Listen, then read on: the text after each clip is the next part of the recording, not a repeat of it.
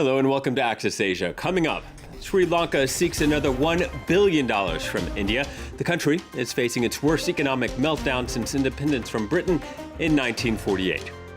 Shanghai locks down and Singapore opens up. Two different tales of zero COVID strategy, the aggressive policy taking a toll on the economy and the people.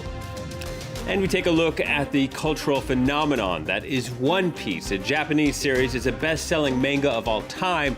We'll find out why it's beloved around the world.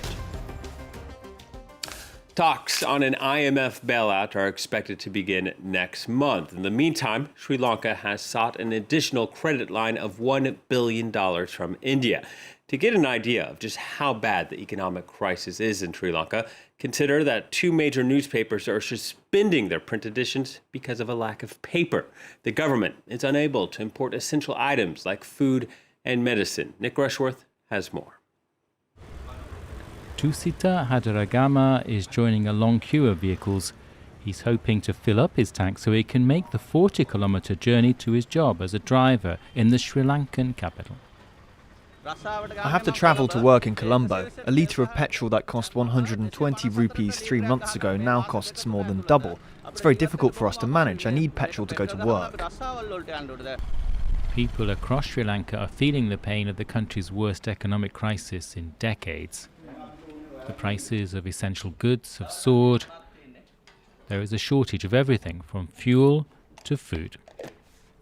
Things are difficult. Prices are rising daily. I cook fewer things and smaller quantities. Before, when I cooked 3 potatoes, I now use only 2. Tusita and Varuni say they are no longer making ends meet.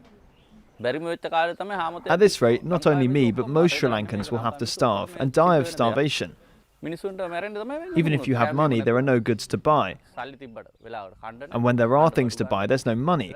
There are queues for fuel, milk powder, and for gas. Historically weak government finances, poorly timed tax cuts, and then the Covid-19 pandemic have pummeled the Sri Lankan economy. Inflation has edged just above 15%. And the country only has $2 billion in foreign currency reserves. It needs almost double that to pay the foreign currency debt due for the rest of the year. Protesters tried to storm the Sri Lankan president's office in mid-March as anger flared over the crisis. The government of Gotabaya Rajapaksa is seeking more help from neighbouring India and from the IMF to try and reverse the worsening economic situation. After Shanghai recently reported a new daily record for asymptomatic coronavirus infections, the city locking down in 2 stages. It's the biggest step taken in Shanghai since the outbreak began more than 2 years ago. But some residents complain that the cost of China's strict and aggressive zero-COVID strategy has become too great. Shanghai is seeing its highest daily numbers of COVID cases since the start of the pandemic. And the metropolis of 26 million people is running slow. Even before the latest lockdowns were announced, hundreds of residential compounds were being isolated, surveilled and barricaded to carry out as many tests as possible. Businesses are suffering. With no customers coming, this restaurant has been closed for 2 weeks. And now? China is clinging to its drastic measures. Throughout the country, infected people and contacts are traced as they have been before using smartphone data. They're then isolated for at least 2 weeks. Hospitals are struggling to deal with all the patients. In Shanghai, even asymptomatic cases are hospitalized. Patients wait to be seen to in groups of hundreds with no social distancing. The measures have prompted anger in some quarters. In this neighbourhood of Shenzhen, which has been locked down for over a month, residents are at the end of their tether.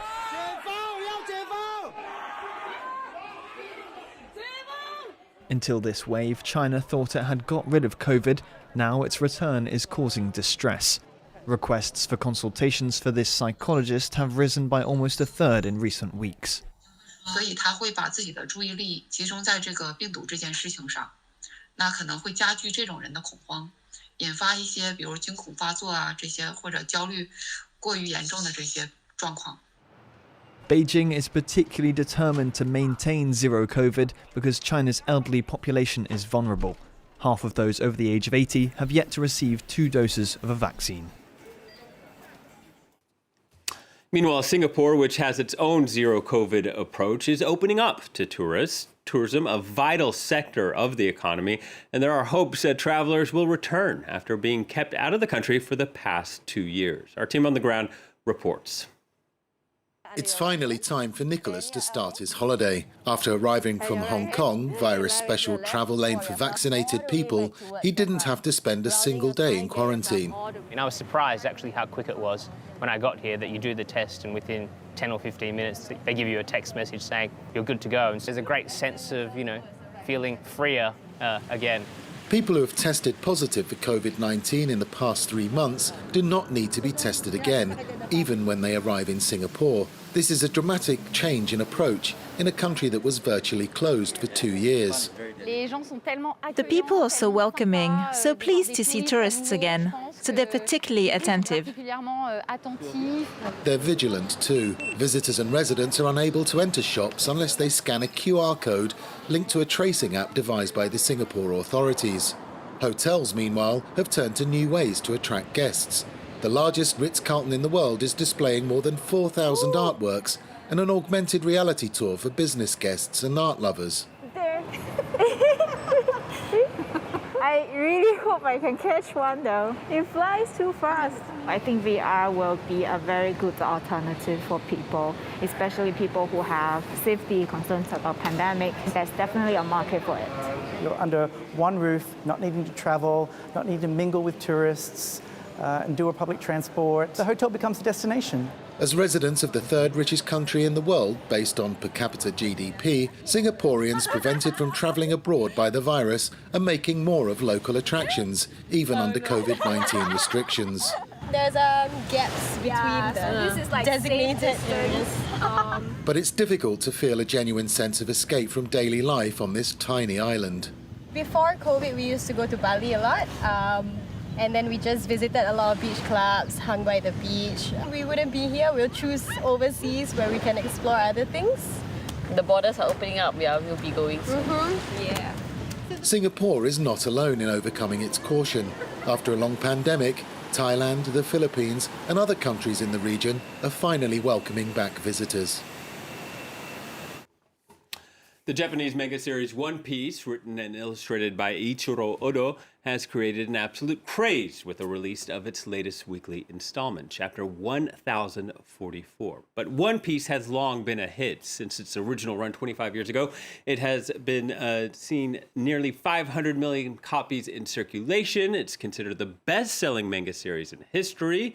And the story is a treasure quest with dozens of characters weaving in humor as it deals with some mature topics like politics, war, and the environment. Here to help us understand it all is Benoit Huot from the French publisher Glénat. Hello to you, Benoit. Thank you for coming in.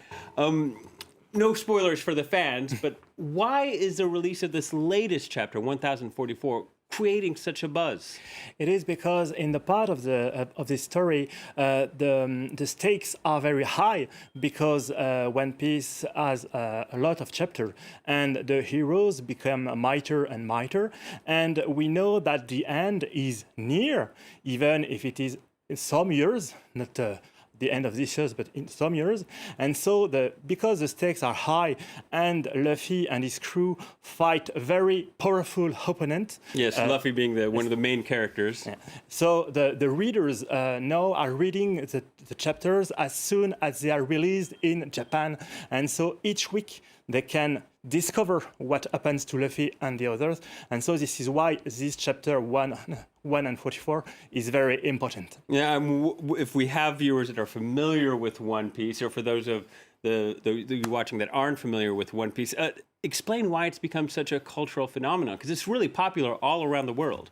Yes, One Piece is a very popular phenomenon because, first of all, it is a story of pirates. It is a treasure chase, and Luffy is on a trip, and with his boat, he stops on islands and creates a crew to find the One Piece. Nobody knows what is the One Piece.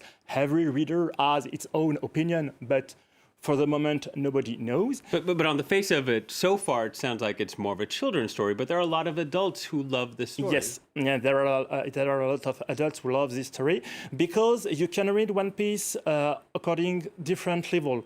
First, you can read it as an adventure story with fight, with opponent, and with that kind of events. And then when you are older, you can see adult themes such as slavery, such as freedom, such as how to control the people and to manipulate them. So you can see another message from the author. You have the pleasure and the fun of reading, and you have also some way of thinking about the different problems of the world. And explain how One Piece is sort of structured for our viewers. A new installment comes out every week?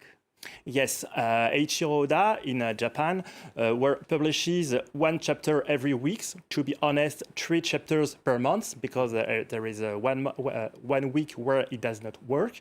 When we look at One Piece, is there any other franchise you can compare it to that's been as successful? Well, in manga, I do not think this is the case. It is because first, One Piece was in the Guinness Book of Records as the first series published by one author, and yes, there are many supports like anime CDs and others. So it is a huge phenomenon because there are dozens, if not hundreds, of characters, and so every reader can have its own love for the characters. All right, thank you very much, Benoit. And if you're curious about One Piece, don't be intimidated. Benoit assures me you can jump in even now after 1,000 chapters into the saga. That brings us to the end of this edition. Thank you for watching, and please stay tuned to France 24.